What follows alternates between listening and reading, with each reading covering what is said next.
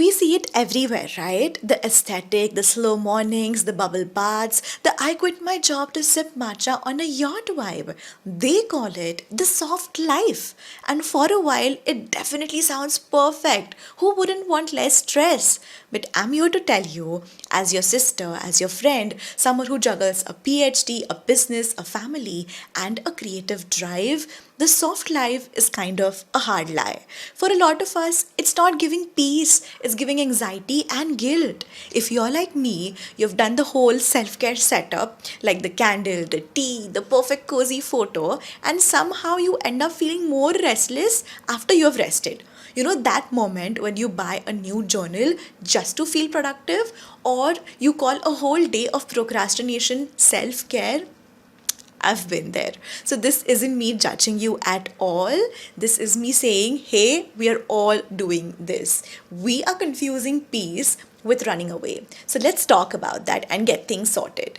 Hi, you're watching Riya Walks, and this space is for women who are done playing small. So, please subscribe and let's glow, but like for real this time. Okay, so here's the thing I've realized the whole soft lie thing isn't toxic by itself. It's actually lovely when done right. But the reason it messes us up is because of the mentality behind it. We've started treating comfort as the ultimate goal, and somewhere along the way, we lost the difference between resting and avoiding. Now, there are three little traps I fell into, and maybe you have too. So, let's unpack them quickly together. Trap number one, which I fell, was the I'm fine, look how pretty my life is. Voila phase, alright? So, you know that phase where everything looks peaceful, but inside you're literally spiraling. You post the candle, the tea, the reading in bed shot, but your mind is racing about everything you haven't done. Yeah, that's identity escapism. We start focusing on how our life looks and not how it feels. When I quit my job, people thought I just wanted to slow down. But slowing down wasn't my goal. Alignment was.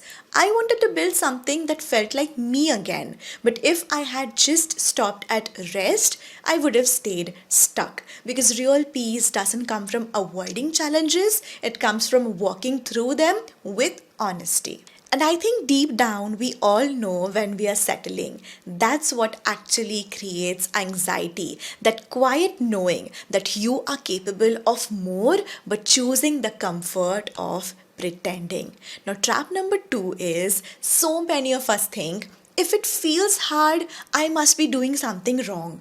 But growth is supposed to feel little uncomfortable.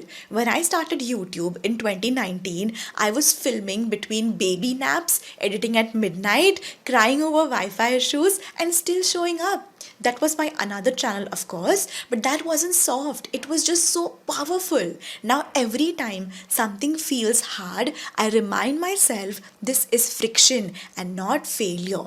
That friction is proof that you are expanding. Now, if you remove every bit of struggle from your life, you also remove every bit of growth. You can't build strength by only stretching on yoga mats. Sometimes it's built in chaos, deadlines, diapers, and dreams all at once. So, yeah, the soft life is cute, but it can't replace the real life that is shaping you. Trap number three is the aesthetic pressure. Let's be honest, even our rest has turned into a performance. You can't even take a nap without wondering if it is aesthetic enough. You are supposed to be recharging, but you are thinking, should I film this? Should I post this vibe? And suddenly rest becomes another task on your to-do list. I have been there. That invisible pressure to make even your piece look perfect. Oh my god, that's another story. But here's what I learned. The pressure from pretending is way heavier than pressure from doing. So, hiding your ambition because it's not soft enough is really exhausting. Also, faking peace while your heart is restless is even worse. So, maybe what we need isn't more soft days, it is more honest days. Now, here's what is actually helping me: tiny shifts that brought back the real calm and not fake calm. So, what I'm doing, step number one is swapping the escaping for engaging, if you know what I mean. Like if you're constantly resting but not waking up more anxious, it's not rest, it's avoidance. Do something that feeds your brain and not just fills your time. Like read something, sketch something, learn a new app, journal what you actually feel, not what sounds poetic. When your mind is engaged, you stop spiraling. True relaxation isn't zoning out, it is zoning in on something meaningful. Ask yourself, am I resting or just running? Step number two is get comfortable being misunderstood.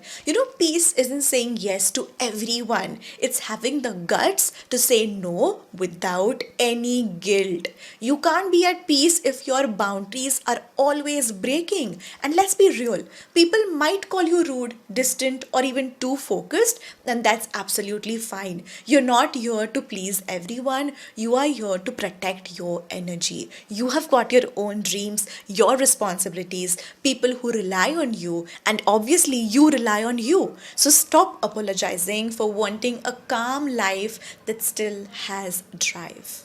Step number three is trust your timeline. I say this all the time to myself. You are not behind, you are just becoming. And mind you, these are not just words, because social media makes us feel like we are in a race. Who is more peaceful? Who is more successful? Who has a better morning routine? But the truth, everyone is just trying to hold it together behind the scenes. The moment you stop comparing and start trusting your timeline, that's when real peace begins. You're exactly where you're supposed to be. Maybe not soft, but definitely strong. So maybe the soft life isn't the villain. Maybe it's just the half truth.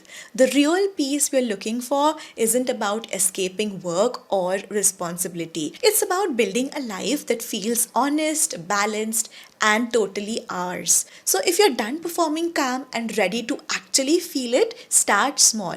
Learn something, protect your time, trust your timing, and if you want help with that, you can always come to my channel. And if you want help with that, you can always come to my channel and I'll be there for you. Now tell me in the comments, what's that one soft life habit you're ready to ditch for your honest life? And hey, don't forget to subscribe. I'm right here cheering for you every step of the way. Take care.